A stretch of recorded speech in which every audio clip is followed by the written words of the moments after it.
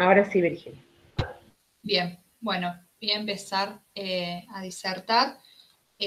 Lo único que les aviso es que yo ahora en la pantalla no puedo verlas, entonces si necesitan hacer alguna acotación, que por favor me interrumpan, porque no paso a ver nada más la presentación. Bueno, el tema de mi tesis es la influencia de los factores de riesgo en la presencia de deglución disfuncional en alumnos de la licenciatura de Fonoaudiología en la UNC en la ciudad de Córdoba en el año 2020.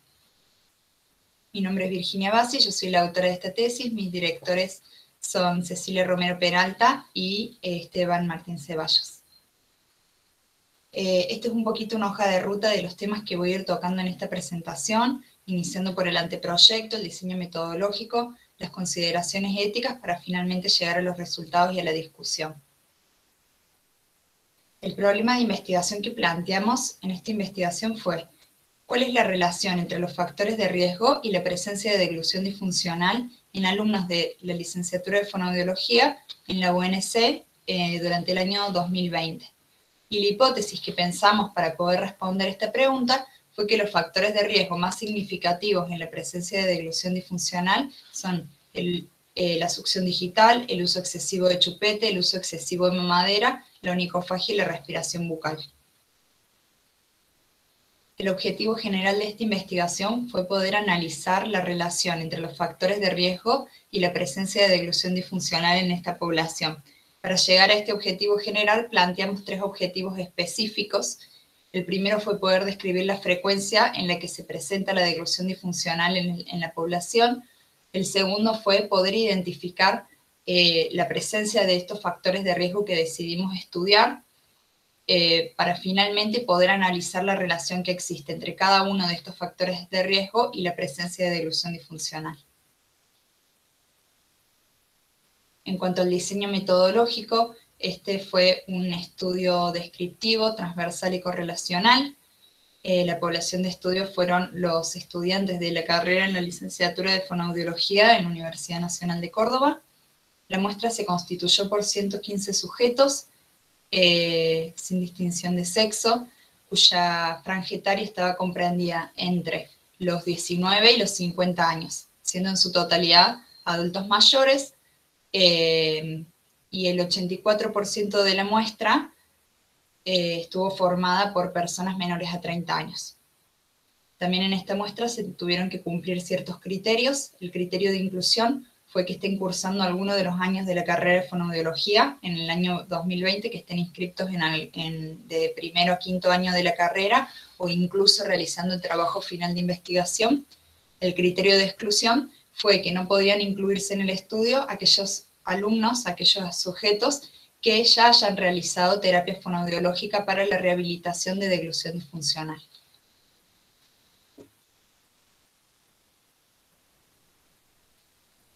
En cuanto a las variables que estudiamos, la deglución disfuncional fue nuestra variable dependiente, una variable teórica, nominal, cualitativa, la cual la definió Saldívar en el 2014 como aquellos movimientos compensatorios que se desencadenan como consecuencia de una actividad lingual disfuncional en el momento de la deglución en la fase oral. Los factores de riesgo ocupan el lugar de variable independiente, también cualitativa, nominal y teórica. Los definió la OMS en el 2011 como cualquier rasgo, característica o exposición que sufre un sujeto que lo hace con mayor posibilidad de presentar una lesión o una condición o enfermedad. En cuanto a los factores de riesgo, de todos los factores de riesgo relacionados en la bibliografía con la deglución disfuncional, decidimos seleccionar algunos, aquellos que por la situación pandémica se podrían evaluar de manera remota y por medio de un test. Estos fueron la succión digital, la onicofagia, el uso excesivo de chupete, el uso excesivo de mamadera y la respiración bucal, considerando el uso excesivo a igual o mayor a 2 años de edad.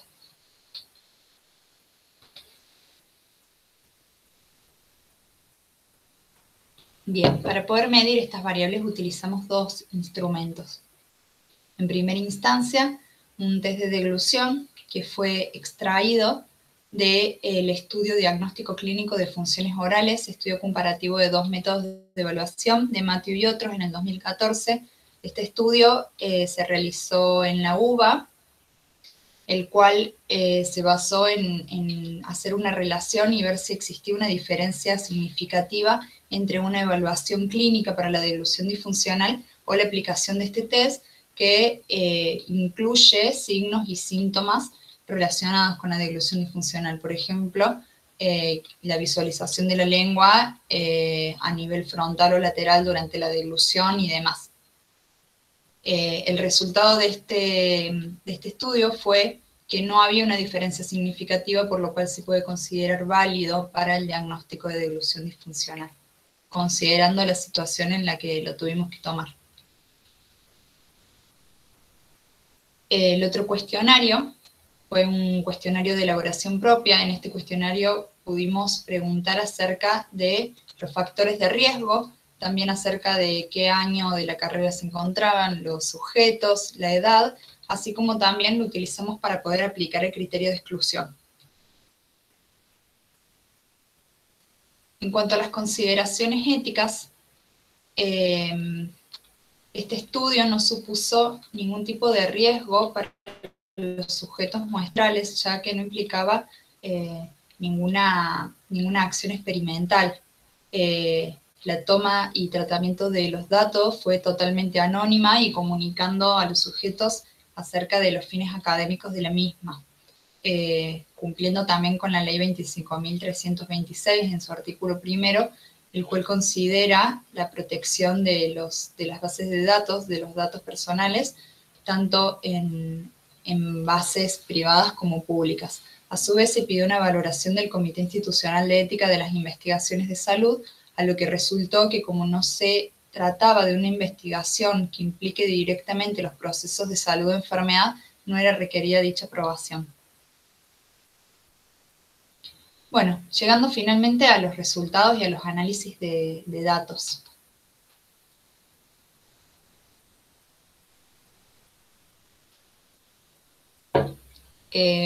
Voy a ir pasando por los distintos objetivos específicos que planteamos y cómo los fuimos resolviendo. En cuanto a la frecuencia de deglución disfuncional, resultó que el 51% de la población, más de la mitad, presentaba deglución disfuncional según los criterios establecidos por el test.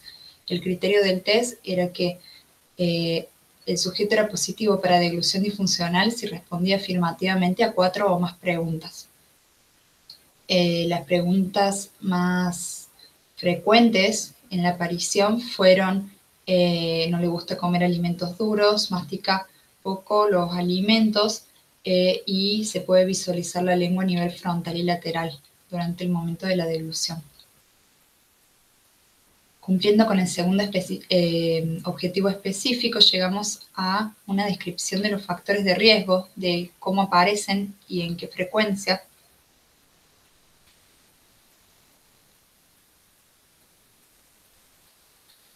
Como se puede ver, tenemos en color amarillo la presencia de los factores de riesgo y en color naranja la ausencia. El factor de riesgo de mayor presencia en esta población fue la onicofagia, con un 45%, seguido del uso excesivo de mamadera, con un 33%, el uso excesivo de chupete, con un 12%, la succión digital, con 6,1%, y la respiración bucal, en último lugar, con un 3,5%. Entonces, es la onicofagia el factor de riesgo más frecuente en la población de alumnos de la licenciatura de fonoaudiología. Y ya llegando a la ejecución del último objetivo específico, en este caso lo que realizamos fue una tabla de doble entrada donde relacionamos los casos positivos y negativos de deglución disfuncional con la presencia y ausencia de cada uno de los factores de riesgo. Es importante que acá consideremos no solamente el aumento de los casos de deglución disfuncional positivos que están expresados en color rosa, sino también la disminución de los casos cuando el factor de riesgo no está presente. Podemos ver que en los factores de riesgo presentes, que son los sí que tenemos en las columnas izquierdas en cada uno de los gráficos, en muchos casos, principalmente en la succión digital y en la respiración bucal, hay una gran prevalencia de casos de deglución disfuncional positivos. Sin embargo, en la ausencia no se modifican los casos de deglución disfuncional, tiene una distribución bastante equitativa. En prácticamente todos los casos, en la ausencia del factor de riesgo, se divide prácticamente del 50% son casos positivos y el otro 50% negativos. Ahora bien, en este caso tenemos la succión digital, la respiración bucal, el uso excesivo de chupete y el uso excesivo de mamadera como los factores de riesgo en los que cuando no están presentes no hay una significación importante en la aparición de la deglución disfuncional. Sin embargo, llegando a la onicofagia, encontramos que no solo cuando está presente el factor de riesgo hay más casos de deglución disfuncional positivo, sino que cuando está ausente hay muchos menos casos. A partir de esta información aplicamos el test estadístico chi cuadrado, en el cual se parte de dos hipótesis, una hipótesis nula que expresa que las variables son independientes y una hipótesis alternativa que dice que las variables son dependientes. Para eso se establece una chi cuadrada crítica, en la cual aquellos factores que superen esta chi cuadrada pasan a la hipótesis alternativa, o sea que tienen un grado de significancia con la aparición de deglución disfuncional, y aquellos que no superen esa chi cuadrada se puede pensar que son independientes. Acá podemos ver que quedó solamente como variable dependiente o con significancia, con relación de significancia con respecto a la deglución disfuncional, la onicofagia. Muy cerca de esto la succión digital, pero no lo suficiente como para considerarlas dependientes.